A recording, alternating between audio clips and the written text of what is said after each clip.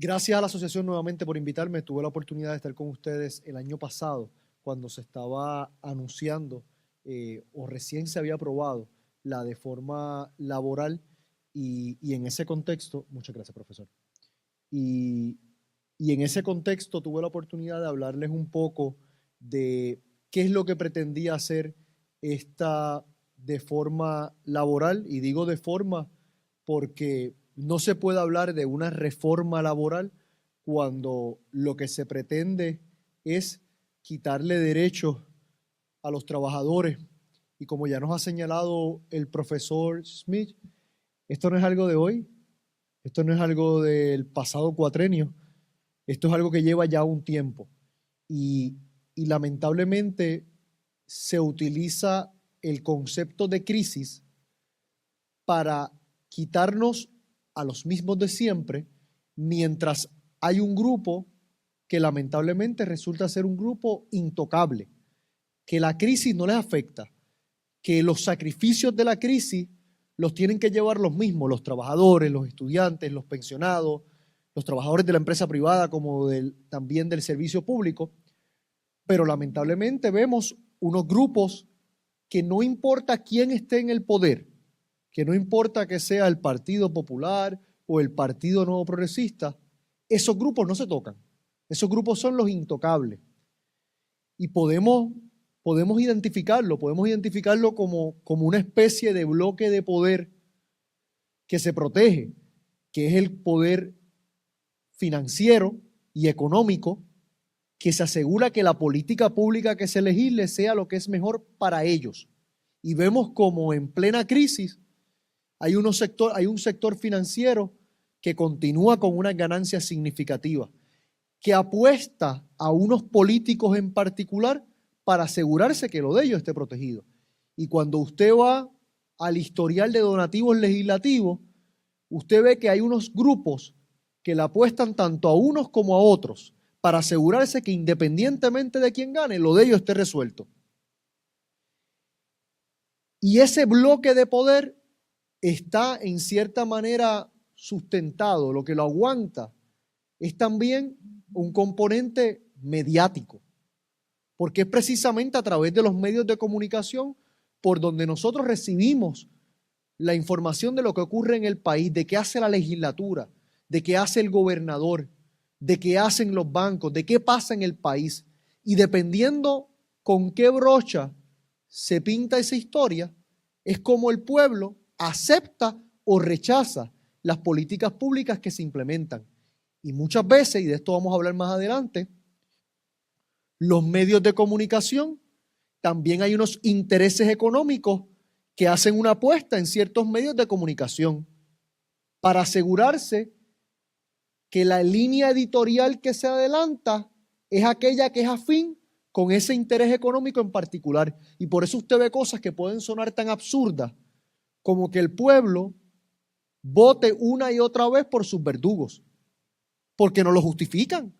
Porque en el medio de comunicación, en el programa de chisme, en el radio de análisis AM, en el locutor de FM que entre chiste y chiste nos empuja una línea, nos están convenciendo de que lo que se está haciendo es necesario, de que no hay otras alternativas, de que si hubieran otras alternativas las estaríamos implementando. Es que no hay otra alternativa y por eso no nos queda otra cosa que despedir 30,000 empleados públicos con la Ley 7. Es que no hay otra alternativa y por eso es que tenemos que implementar una Ley 66 para quitarle beneficios marginales a los empleados del servicio público. Es que no hay otra alternativa y por eso es que tenemos que hacer más competitivo el empleo en la empresa privada. Y nos empujan por oreja, nariz y boca la idea de que todo lo que se está haciendo porque no hay otras alternativas. Y es falso. Por supuesto que hay otras alternativas. Sin embargo, las otras alternativas significarían que ese grupo de intocables se ha tocado, que se le pida a ellos también un sacrificio particular, que en momentos de crisis no hayan empresas en Puerto Rico que tienen incentivos contributivos que pagan en contribuciones entre 2 y 4% y en ocasiones 0. cuando el pequeño y mediano comerciante en Puerto Rico paga 39% en contribuciones y con las deducciones y demás puede llegar a un 32%. ¿Cómo ese comerciante compite con esas empresas foráneas que le dan trato contributivo de 2, 4 y en ocasiones 0? ¿Cómo el capital puertorriqueño compite cuando se implementa una ley 22 que le dice a millonarios de fuera de Puerto Rico, ven, múdate a Puerto Rico, vacaciona en Puerto Rico por 183 días al año y a cambio de eso, sobre lo que tú generes en Puerto Rico vas a pagar 0? Ah, y de paso, si te traes tu empresa en Puerto Rico que se dedica a exportar servicios fuera de Puerto Rico, sobre esos servicios que tú exportes fuera de Puerto Rico, vas a pagar un 4%. Y claro, que se compran las casas en Palmas del Mar, y claro que se comprarán el Porsche, y claro que pondrán a los nenes en St. John's y en Tassie, y algo caerá, pero son migajas en comparación con lo que le estamos dando, que es todo, para venir a establecerse en Puerto Rico. Ah, pero a eso no se pueden tocar, porque no hay otras alternativas. Y las alternativas que se siguen explorando, y yo creo que el profesor en eso ha hecho un trabajo fenomenal de darnos el trasfondo histórico de que muchas veces nosotros no nos podemos mirar más allá de nuestro propio ombligo, no podemos mirar hacia afuera y decir, caramba, ¿qué de esto se ha hecho en otros lugares? Y la pregunta de los 64,000 chavitos, ¿ha funcionado? Porque la receta que nos están atosigando al pueblo puertorriqueño y que nos han estado atosigando por las pasadas décadas o más, es la receta que trataron en Grecia, es la receta que trataron en España, es la receta que trataron en Portugal, es la receta que trataron en Irlanda, y el resultado lo conocemos. Vemos países con mayor desigualdad, vemos países con mayor nivel de endeudamiento, vemos países con tasas de desempleo más altas, y eso es lo que nosotros queremos para nuestro país. Así que yo creo que es bueno que se comience señalando que esto no son cosas silvestres que ocurren. No fue que hoy se levantó el gobernador Rosselló y dijo, Ave María, es que yo necesito hacer la empresa privada más competitiva y voy a quitarle derechos a los trabajadores. No, ese proyecto se presentó el cuatrenio pasado. Ese proyecto se presentó el cuatrenio anterior al pasado. Y como un todo, no se había logrado aprobar, pero según nos señala el profesor en el tracto histórico que hace, poco a poco se fue quitando un poquito y un poquito, un poquito. Y la experiencia que tenemos es que el poquito que nos quitan hoy, jamás nos los devuelven mañana. Porque el poquito que nos quitan hoy es condicionado a que estamos en crisis. Pero cuando atendamos la crisis, te devolvemos tus derechos. Cuando atendamos la crisis, vamos a poner de nuevo en cumplimiento el convenio. Y eso nunca pasa. Como tampoco pasa que se aprueba un impuesto de forma temporera. Cuando se solucione el problema, lo vamos a quitar. Nada de lo que nos quitan nos devuelven, y por eso es tan importante que cada pulgada que pretenden quitarnos tenemos que lucharla todo el tiempo, por más tonto que parezca, por más simbólico que parezca, porque absolutamente nada de lo que nos quitan nos devuelven. En el 2009, una de las cosas que hace esta legislación, y lo vamos a discutir en breve, yo he cambiado mi presentación porque el profesor ha cubierto gran parte de lo que yo quería tocar. No, qué bueno, qué bueno, qué bueno. Y le voy a pedir si me pasa la presentación después porque quisiera incorporar muchos de esos elementos en otras presentaciones que yo hago. Una de las cosas que hizo la reforma laboral, eliminó la ley de cierre. Ustedes recordarán que cuando se hablaba de la reforma laboral, una de las cosas que nos repetían una y otra vez, usted tranquilo, si usted trabaja, usted no se va a ver afectado por esto. Usted, si tiene trabajo, usted despreocúpese. Eso, además de falso, es ofensivo. Vamos a atender lo de falso en un segundo. Es ofensivo porque los que estamos entrando al mercado laboral, los que estamos cambiando de un empleo a otro, ¿somos quiénes? Los jóvenes. La edad promedio de la persona que se está montando en un avión para probar suerte en otro lugar es 29 años. Y a esa gente que son los que se están viendo expulsados del país, ahora le estamos diciendo como para que el resto se sientan tranquilos, que no se preocupen que son a ellos el que le aplica esta reforma laboral, que cuando ellos entren al mercado laboral, estas son las reglas del juego que le van a aplicar. Que ya no son 700 horas que tienes que trabajar para el bono de Navidad, son 1.350. Que para acumular los días de vacaciones y enfermedad que tenías actualmente antes de la reforma laboral, vas a tener que trabajar 15 años continua e ininterrumpidamente en la misma empresa. En la realidad del Puerto Rico que se vive hoy, ¿quién trabaja 15 años continua e ininterrumpidamente en la misma empresa? Que tu periodo probatorio ya no son 3 meses, ahora van a ser 9 meses en unos casos, 12 en otros. Durante ese periodo que no acumulas días de vacaciones, que no acumulas días de enfermedad, que no acumulas horas para el bono de Navidad y que en cualquier momento te pueden decir gracias, pero no gracias. No nos gustó tu trabajo. Y empezamos 9 meses más con otra persona. Sin derecho, sin días de vacaciones, sin días de enfermedad, sin bono de Navidad. Y el día que tú tengas esa permanencia, antes por lo menos, lo que tenías era la protección de la ley 80.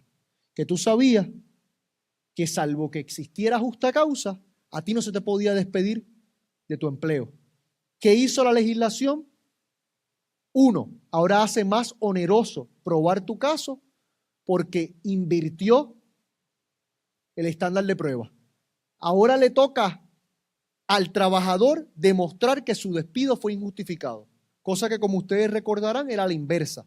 Tan pronto se presentaba la querella por la violación a la ley 80, inmediatamente se activaba la presunción de que eso había sido un despido injustificado. ¿Y por qué?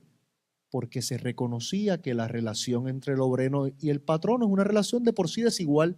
¿Desigual a favor del obrero? Por supuesto que no. Desigual a favor del patrono. Y en Puerto Rico, para despedirte, ¿te lo tienen que poner por escrito? No. ¿Te tienen que decir por qué? No. Te despidieron. Y ya.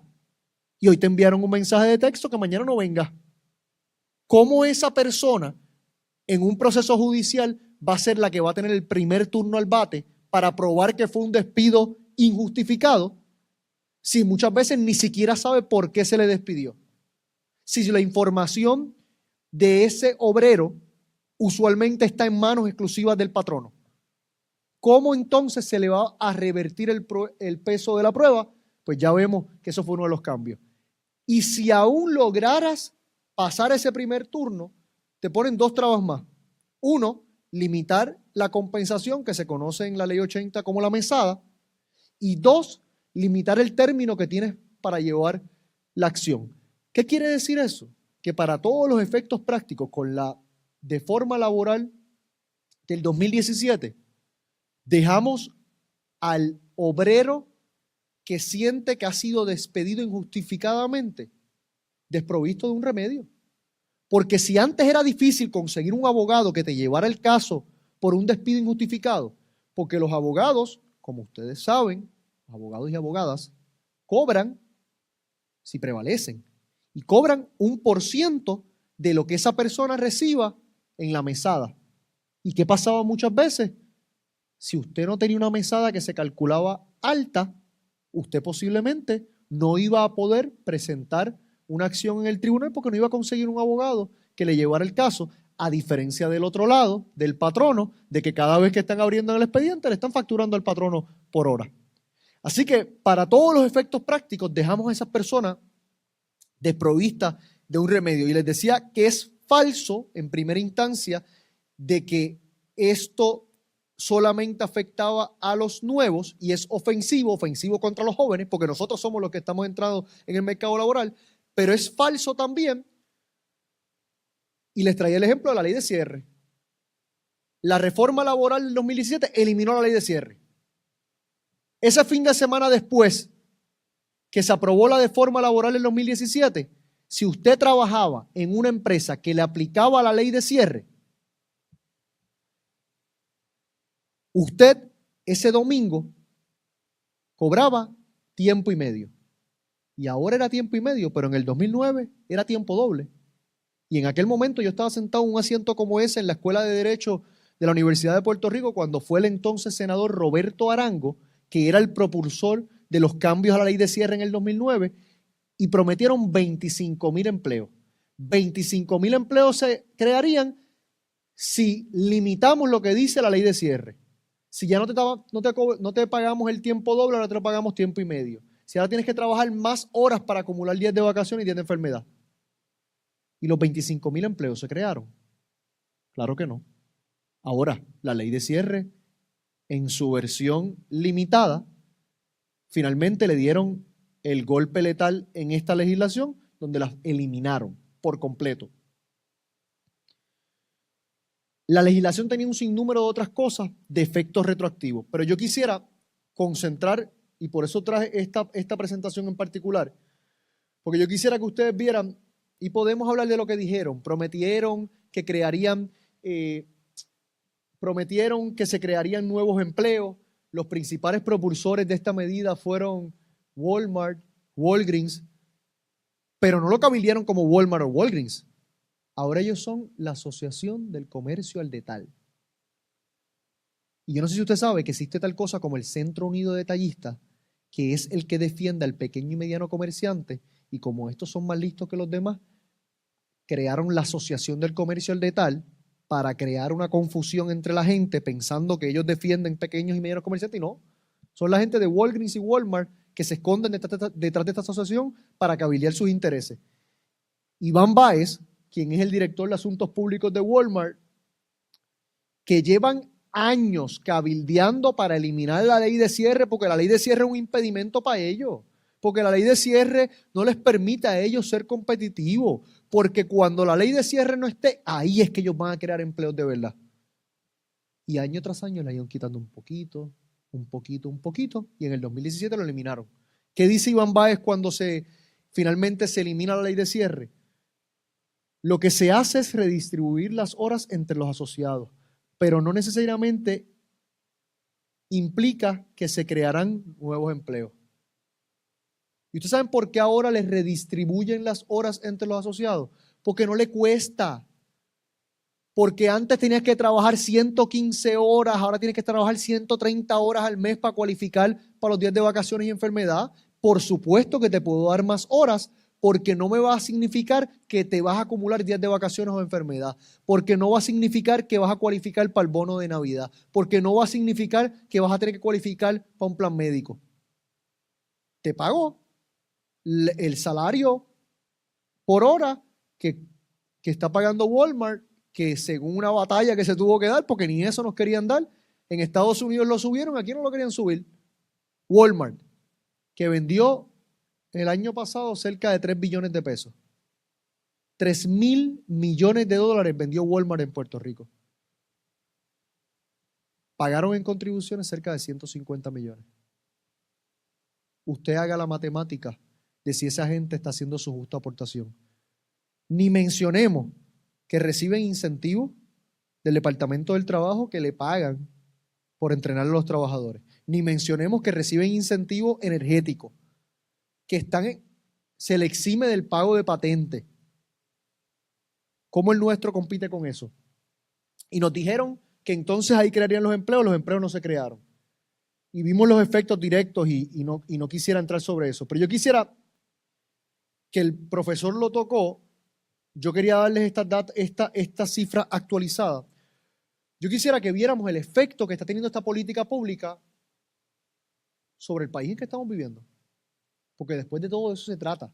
Cuando un legislador va a presentar una legislación, no lo hace en el vacío, no lo hace que me levanté hoy y ay, qué idea tan grande tengo. Tiene que pensar cómo eso compagina con el país en que se vive. Y si utilizamos el 2006 como un punto de partida, y utilizo el 2006 particularmente porque en el 2006 es que se identifica que comenzó la llamada recesión económica en Puerto Rico, que por definición no se puede llamar recesión por el periodo prolongado y a mi juicio ya es una depresión económica. En el 2006 como un punto de partida para las políticas de austeridad que el profesor muy bien ha descrito. Si vemos el resultado de esas políticas públicas, del 2006 para acá hay menos gente trabajando. Y nos dicen que estas reformas son para crear empleo, pero lo que vemos es que el empleo va cayendo. Que nos dicen que estas reformas son para aumentar la productividad, pero usted sabe qué ha pasado en Puerto Rico en ese mismo periodo de tiempo, que hay menos gente trabajando. La Junta de Planificación hace un cálculo para la productividad del trabajador en Puerto Rico, donde utilizan el Producto Nacional Bruto dividido entre la cantidad de personas que trabajan en el país. Curiosamente, en ese mismo periodo de tiempo, donde se han implementado todas las políticas que el profesor señaló, desde la Ley 7, la Ley 66, las primeras reformas a la Ley de Cierre, la primera reforma laboral y otras que pasan por desapercibido, la productividad de los trabajadores ha aumentado. Y la pregunta de los 64,000 chavitos, hay menos trabajadores, están siendo más productivos, lo que antes hacían 2 y 3 personas, ahora lo está haciendo una, que tiene una mayor carga de trabajo. ¿Y qué ustedes creen? ¿Que está recibiendo un mayor ingreso? Según las propias estadísticas de la Junta de Planificación, los sueldos y los jornales también están cayendo. ¿Qué quiere decir eso? Que hay menos gente trabajando, que esa gente tiene mayor carga, que tienen más responsabilidades en el trabajo, que ahora hace el trabajo que hacían 2 y 3 personas, que eso quiere decir que está más agobiado, que eso quiere decir que se lleva a su casa un mayor estrés, que eso tiene un sinnúmero de consideraciones sociales, pero que esa persona no está recibiendo una remuneración mayor. Y que en ese mismo periodo de tiempo, mientras la gente está siendo más productiva, están trabajando más, están recibiendo menos dinero, se está aumentando la desigualdad en el país. Porque estamos implementando políticas públicas como la que estamos discutiendo en la tarde de hoy de la llamada reforma laboral, que la premisa es sencilla. Si yo le hago más barato el trabajo al patrono, ese dinero que él se ahorra lo va a utilizar para contratar nuevos empleados. Lo que le quité de los costos relacionados al empleo, en vacaciones, en bono de Navidad, en licencia de enfermedad, ahora ese patrono bueno y justo lo va a coger y lo va a utilizar para contratar nuevas personas. Eso no ha pasado. Y eso no ha pasado porque los números de empleo lo confirman, y eso no ha pasado porque las ganancias sin distribuir lo confirman. Es cada vez más el dinero que se produce en este país que se queda en ganancias sin distribuir, y usted ahí puede ver cómo ha ido en incremento. No solamente eso, sino que de cada dólar que se produce en este país, es cada vez menos lo que va a las manos del trabajador, a las manos del que lo suda, y cada vez más lo que va a las manos del dueño de capital. En el año 2006, de cada dólar que se producía en Puerto Rico, cerca de 62 centavos iban al trabajador y 38 centavos iban al dueño de capital. En el presente, esa operación todavía sigue siendo un poquito más lo que va al trabajador. Es cerca de 52 centavos, 48 centavos va al dueño de capital. ¿Qué quiere decir eso? Que la distribución de ese dinero es cada vez más inequitativa, que es cada vez más lo que va al dueño de la empresa y cada vez menos lo que va al que trabaja. Y eso no pasa por obra y gracia del Espíritu Santo. Eso pasa por la política pública que se implementa, que es una política pública de redistribución de riqueza. Y lo dije, qué palabra tan fea, hablar de redistribución de riqueza. Eso es socialismo, eso es, como los usan de forma intercambiable, socialista, comunista, pelú, la yupi, ¿qué más? Y las otras cosas que dicen, que yo creo que por ser profesor de la Universidad de Puerto Rico, le pondrán los mismos estigmas. Pero ha habido una redistribución de riqueza en este país y ha sido legislada. Lo ha habido para quitarle a usted y dárselo al dueño de esa empresa. Para quitarle a usted, el trabajador de a pie, tanto en el servicio público como en la empresa privada, y dárselo al bonista. Para quitárselo al pensionado y dárselo al del sector financiero. Ha habido una redistribución de la riqueza. Lo que pasa es que esa riqueza cada vez se está concentrando en manos de menos gente, y por más trillado que pueda sonar, por más cursi, es una realidad. En este país los ricos son cada vez más ricos y los pobres son cada vez más pobres. Y en el medio, la llamada clase media está dejando de existir. Y está dejando de existir porque o se está montando un avión y está probando suerte en otro lugar o está cayendo en los sectores empobrecidos de este país. Y esta legislación, al final del día, lo que hizo fue eso. Lo que hizo fue empobrecer más al trabajador, redistribuir esas riquezas que antes estaba en el bolsillo del trabajador, dárselas a su patrono, y el patrono no está completando la operación, que es la de contratar nuevos empleados, sino que está quedándose con esas ganancias sin distribuir. El resultado de esta política pública es más desigualdad, el resultado de esta política pública es más pobreza, el resultado de esta política pública es más razones para que sobre todo los más jóvenes se monten en un avión y prueben suerte en otro lugar. ¿Qué ustedes escucharán de los proponentes de esta medida? La reforma laboral iba viento en popa. La reforma laboral estaba logrando su objetivo.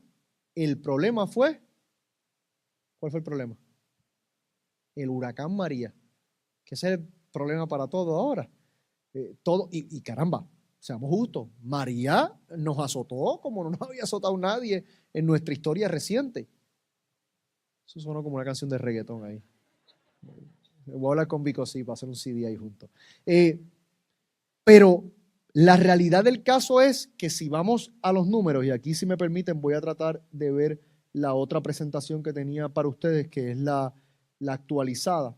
Si vamos a los números del propio Departamento de Educación, la realidad del caso es que antes de María, y de esto hablé ahorita, esta es la versión con caricaturas que se las damos a los estudiantes de intermedia y de elemental porque están muy enterados de lo que está pasando en el tema y en el país. Las estadísticas de empleo. La forma correcta de medirlas es ver mes con mes. Enero 2017 con enero 2018.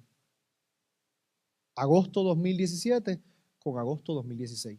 Ellos dicen que la reforma laboral iba viento en popa, que lo que detuvo ese crecimiento, ese aumento en los empleos fue el paso del huracán María. María pasó en septiembre. El último mes que medimos antes del paso del huracán María fue agosto. Si nosotros comparamos agosto del 2017, que fue agosto ya con la reforma aprobada, con agosto del 2016, este número se supone que está a la inversa, de hecho, tengo que corregir eso. Se perdieron 3.000 empleos en agosto solamente. Es decir, que aún tomando la información de ellos como buena, que aún dejándonos llevar por el número que ellos establecen de que esto iba viento en popa hasta María, en agosto, comparándolo agosto con un año, con el agosto del año anterior de la implementación de la reforma laboral, se habían perdido empleo. Y al final del día, cuando evaluamos a un año de la reforma laboral, el resultado, lamentablemente, es negativo. ¿Qué nos dijeron? Si el resultado es negativo, la vamos a revertir. Estamos todavía esperando que se revierta esa legislación, como estamos esperando que se devuelvan los derechos que se quitaron con la Ley 66, como estamos esperando que se revierta la legislación de la Ley de Cierre del 2009, de los 25.000 empleos que nos prometió Arango y compañía, y otras. Pero pasó una cosa más, y con esto sí que concluyo. Nos dijeron que la revertirían si no tendría el efecto. ¿Y con qué nos recibieron un año después de la reforma laboral? Con una dosis mayor, con la segunda reforma laboral, porque es que la medicina que te dio ahorita no funcionó, así que necesitamos una dosis mayor de esa medicina, porque eso de que te moví las horas que eran necesarias de 700 a 1.350 horas para tu bono de Navidad, eso no funcionó. Ahora hay que eliminar el bono de Navidad y ahora que el patrono decida si lo da o no. Que eso que te va a tomar 15 años acumular los días de vacaciones y enfermedad a la misma tasa que lo acumulas ahora, eso no funcionó. Así que ahora vas a tener 7 días de vacaciones, 7 días de enfermedad al año. Que eso de hacerte más difícil el que tú puedas hacer valer tus derechos por la llamada Ley 80, lo que hay que hacer es eliminar la Ley 80. Y todo eso estaba contemplado en la propuesta original del gobernador Rosselló de la segunda reforma laboral. ¿Y qué nos daban como un aliciente? ¿Cuál era el bombón? El aumento del salario mínimo. Que si usted sacaba el cálculo del aumento del salario mínimo, de lo que nos iban a dar, lo estábamos subsidiando nosotros mismos, de todo lo que nos estaban quitando. Si usted le pone un valor determinado a los días de vacaciones que le quitaba, a los días de enfermedad que le quitaba, al bono de Navidad que le quitaba, el aumento del salario mínimo, que en un principio era ¿qué? De $1 a $8.50, en realidad era para una persona que trabaja a tiempo completo con salario mínimo, que se beneficiaría de eso, el aumento era como de 34 centavos. Pero como la Junta le condicionó el aumento, porque esa fue la razón, pues desistieron de la segunda reforma laboral. No tuvo nada que ver con que el pueblo, por una vez y por todas, dijo, caramba, hasta aquí. Me quitaste ya bastante, no estoy dispuesto a la segunda reforma laboral. Y como entonces el gobernador retira su propuesta, ¿qué pasó finalmente? En el día de hoy, la Junta de Control Fiscal ha presentado su borrador para implementar la reforma laboral 2 que el gobernador Rosselló adelantó y que cuando se enfrentó a la resistencia del pueblo, recogió vela. Y ese es el cuadro en que estamos hoy. Una reforma laboral donde se está planteando un trato discriminatorio contra los de menores de 25 años, donde se está planteando 7 días de vacaciones y 7 días de enfermedad, donde se está planteando el eliminar la Ley 80, así que se convierte en una jurisdicción de employment at will. Te voto si me da la gana, por las razones que sean. No, pero no se preocupen porque todavía están las leyes que protegen contra el discrimen por distintas cosas.